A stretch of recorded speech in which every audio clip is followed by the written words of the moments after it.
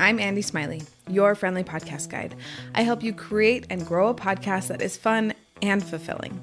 Whether you're just starting or a few years in, I share tips, stories from my own journey, and insights from podcasters I admire. Today, I'm giving you a behind-the-scenes peek on how the Friendly Podcast Guide did in October. Also, happy Election Day if you're in the US. I turned my ballot in early, and it has made my life significantly less stressful.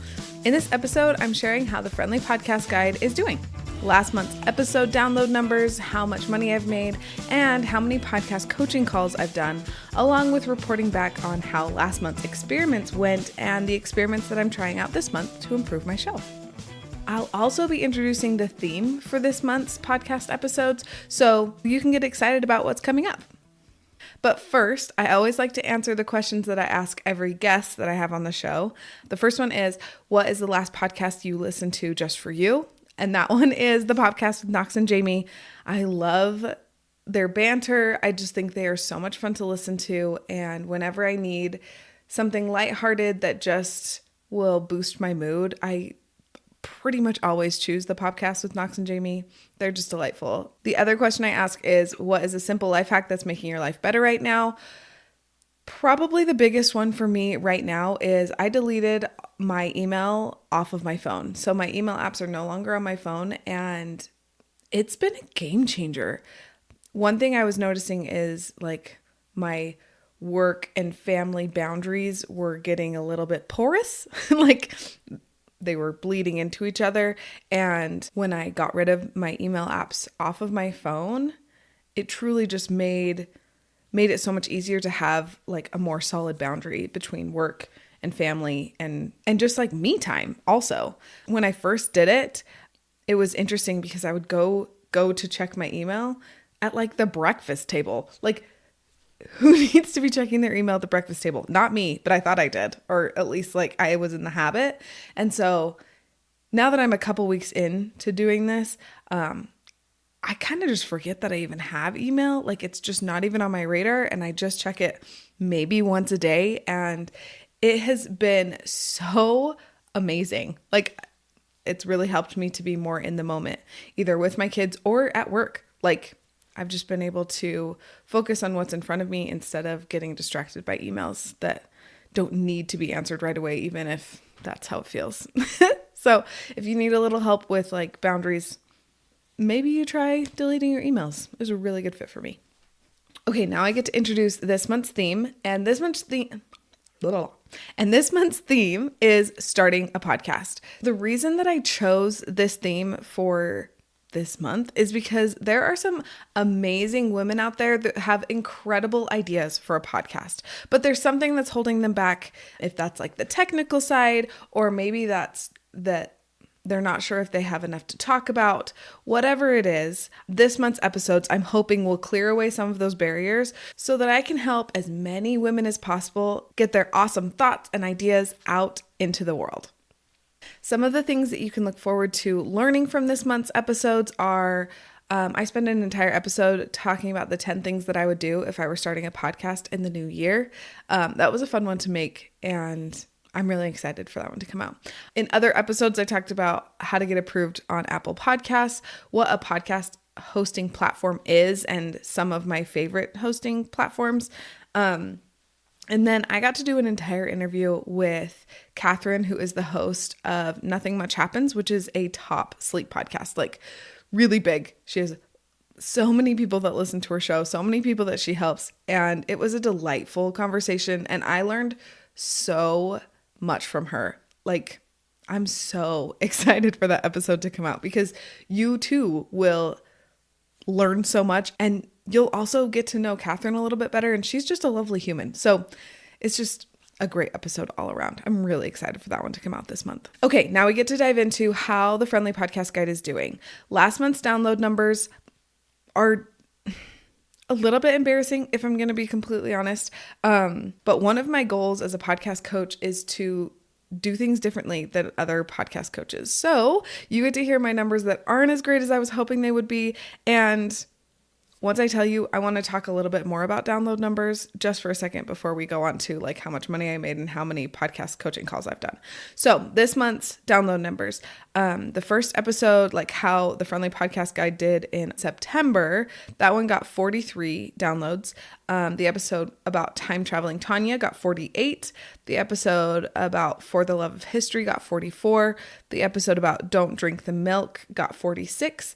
And then last week's episode, What I Learned from Putting My Podcast on YouTube, so far has 38 downloads, but technically it still has the rest of today. So it may or may not be a higher number in the end. But as of right now, it's 38. I don't love those download numbers because if you remember, I had a goal of my episodes getting 150 downloads in the first week. So obviously I'm not making that goal at the moment. And I'm realizing that there's nothing wrong with me not meeting that goal. As I've been talking to women who are starting podcasts, one of the main pieces of advice that I've been giving is to not have a download numbers goal when you're first starting your podcast. And I obviously did not take my own advice, and I think I should have, because while I have been podcasting and this podcast has been out in the world for 2.5, almost 3 years, because I switched what my podcast is about, it's kind of like it's a new podcast. And I'm realizing that I should not have had a download numbers goal for this first season. And honestly, I don't know if I'm going to have one for season 3, just because when I open up my analytics and check my downloads once a week just to see where I am, it's been kind of a letdown because I'm not reaching that goal. And I know that what I'm doing and what I'm saying is good information and will help a lot of people. And I don't want that discouragement, that like bummer of a feeling inside to stop me from doing what I'm doing. So I know that I had a goal of 150 downloads per episode in the first week, but I think I'm going to kind of like shelf that goal for now and come back to it after I've been doing this new version of the Friendly Podcast Guide for a couple of seasons, and then dive back into having that goal. Because 46 people who listen to my podcast is a lot of people. And I don't want to discount that and discount the progress that I am making while my show is growing and while I am helping the people that I'm helping right now. So that doesn't mean that I'm going to stop telling you how many downloads I get, because I think I still want to be really transparent about that. But my goal of 150 downloads per episode is going to be shelved for now, and I will revisit it. I will have goals around download numbers eventually, but right now my main goal that I'm going to be focusing on is podcast coaching calls so that I can have one-on-one conversations with moms who are podcasters to help you reach your goals and get your podcast into the world. So there's my little spiel about download numbers. How much money I've made this year, as of this recording, hasn't changed, still at $529. But like I said last month, my main goal right now isn't making money. While yes, I do want to make money eventually, right now I know that focusing on making money is probably going to, kind of like download numbers, honestly, it's going to just make me feel bummed and depressed. While I'm in a growing phase right now, I'm trying to figure out exactly how to help you the most. And the biggest way to do that is through one-on-one conversations, podcast coaching calls. So I'm excited to say that right now I've had 17 podcast coaching hours, and I did 4 in the month of October. So one goal that I have that I don't know if I've actually said on the podcast, but my goal around coaching call hours is that I want to do 30 coaching call hours by the end of the year. So I'm more than halfway. I still have 2 more months left, and I'm thinking that I might actually do more than 30 hours, which would be amazing, but my goal is 30 hours by the end of the year. So if you want to hop on a coaching call with me, please reach out to me. I really, really love doing coaching calls. It is my favorite to sit one-on-one with you and figure out what is holding you back or how we can make your podcast even better. It's pretty much my favorite thing. So send me a DM, comment on this video, whatever you need to do, get a hold of me. The first coaching call with me is always free, totally and completely.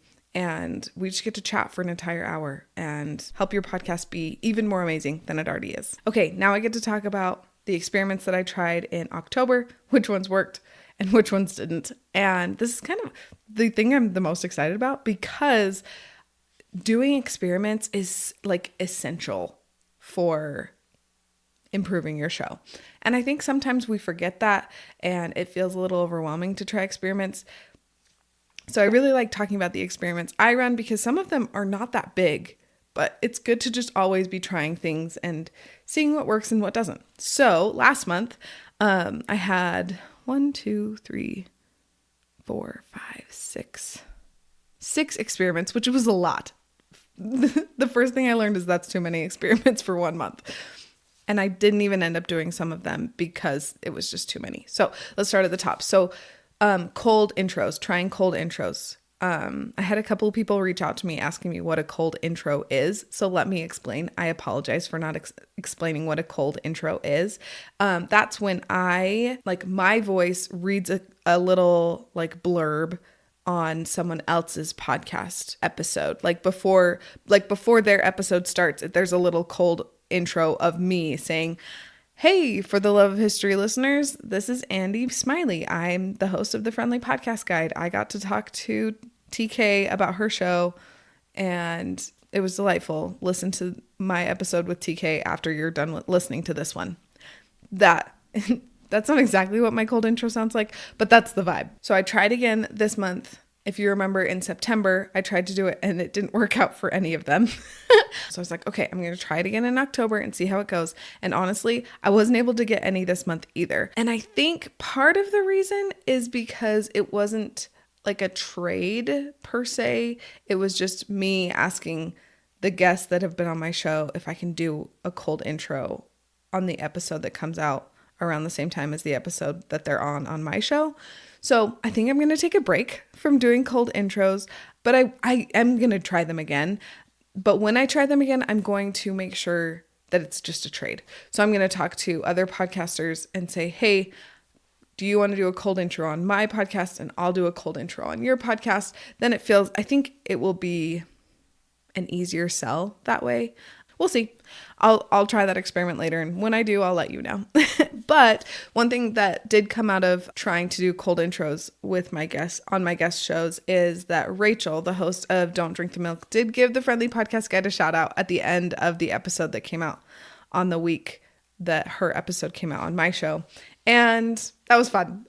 I listened. I am a listener of Don't Drink the Milk. And so it was fun to hear her shout out the Friendly Podcast Guide. I was like, "Oh, hi, that's me." So that was fun.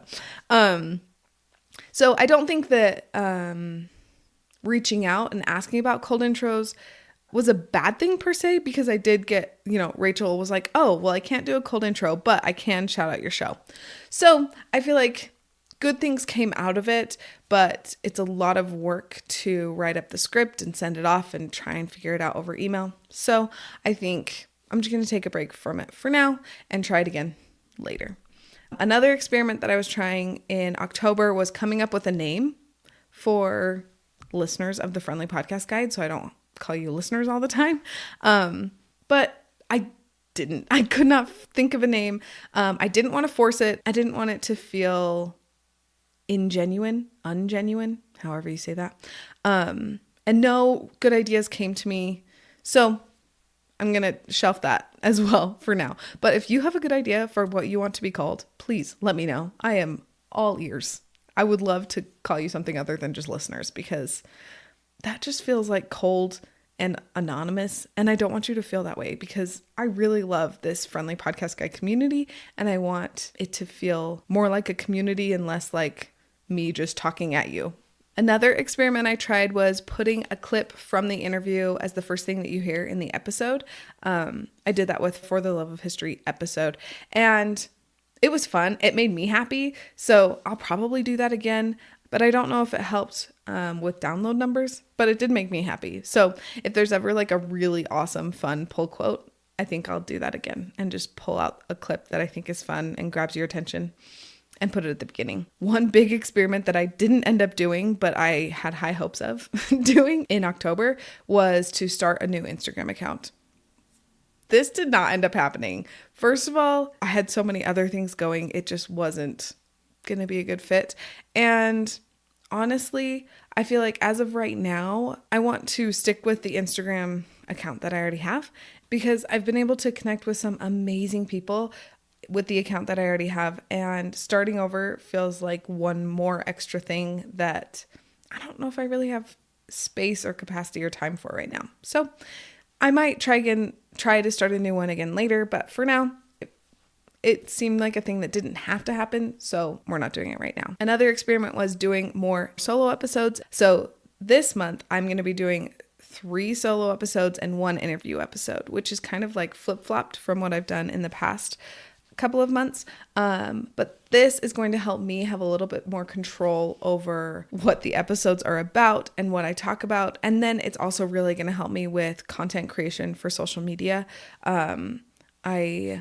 I noticed that when I have a lot of interviews, it's so great because really, I love to talk to podcasters. I love to learn from them. And I love that you all get to join me and learn with me. And that is so much fun. But it has made it a little bit harder to have like a cohesive theme for the month. And it's made it kind of hard to make sure that I'm talking about the things that I know that you have questions about. So we're going to try doing more solo episodes and I'm really excited. I've got some fun ones lined up and yeah, it's going to be good. So last month was the first time I experimented with recording the episode the day before it was supposed to come out. And I'm doing that again this month. Last month it went pretty well. I did the thing. It happened. The episode went out. But I did forget to do the intro and outro music for the episode. So that was less great. So the goal is to make sure that the intro and outro music is there for this month's episode. So if you heard the intro music at the start of this episode, then that means we're winning. It was nice recording the episode the day before because then I had the most up-to-date download numbers and I was able to honestly just kind of prove to myself that I could do it, that I could record an episode and put it out the next day. It's not my favorite. I do like being able to batch episodes. That is still my number one favorite thing to do, but it is kind of a good experiment for me and a good reminder that I can do hard things. So doing it again this month and we'll see how it goes. Hopefully I remember the music this time. Now I'm going to tell you about the experiments that I'm trying this month. And there's only 3 of them because I learned from last month. Having 6 was just too many. So the first one is instead of just saying I'm offering podcast coaching calls, I am offering a specific type of coaching call this time. And it's called a podcast jumpstart session. Very proud of that name. It was very fun to come up with.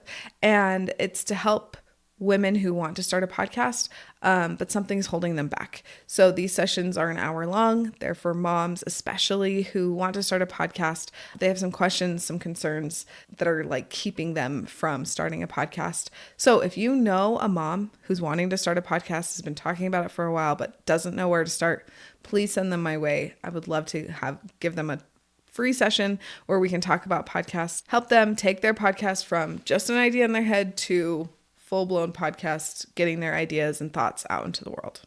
That's the goal. That's what I really want. As I've been doing podcast coaching calls, those have really just been my favorite, which is another reason that I decided to just do a whole month that is just for helping moms start their podcasts. The second experiment that I'm trying is I left way more mistakes in this month's episodes when I was editing them so that I could sound more human and less like a robot. I'm interested to see if anyone notices or comments on the uptick in mistakes that are in these episodes. And I'm hoping that they're going to help me seem more real and help more people relate to me a little bit better. So we'll see. And I will report back on if there's anything that happens because of it. The last experiment that I'm trying is I am figuring out what keywords help people find me and the Friendly Podcast Guide. And then I'm going to put like a block of keywords at the bottom of my show notes and like the video description to see if that helps more people find my episodes through SEO. I found Brittany Herzberg, who is like an SEO queen. She knows so much about SEO. I found her and I've been learning a lot from her, and she does SEO for all types of businesses. I think that was the vibe that I got, but she talks a lot about SEO for podcasters, and I've been learning so much. And that was one thing that I got from learning from her, was having like a block of keywords can help people just to find you. So we're going to try it out, see if it works. If it does, great. If it doesn't, we'll try something else. Will you share this episode with your podcasting friend who's been thinking about starting a podcast but doesn't know where to start? I can help her realize that she can start her podcast right now when it isn't perfect yet and experiment along the way. And that is just the best way to improve your show, is to just start and then improve as you go, because then you're getting like real life feedback instead of just trying to figure out what's going to be the best in your head. In next week's episode, I am talking about all of the things I would do if I was starting a podcast in 2025, including what type of microphone I would buy and why I would plan on doing a video podcast from the beginning instead of audio at the beginning and then adding video later. Thanks for being here, and I'll talk to you next week.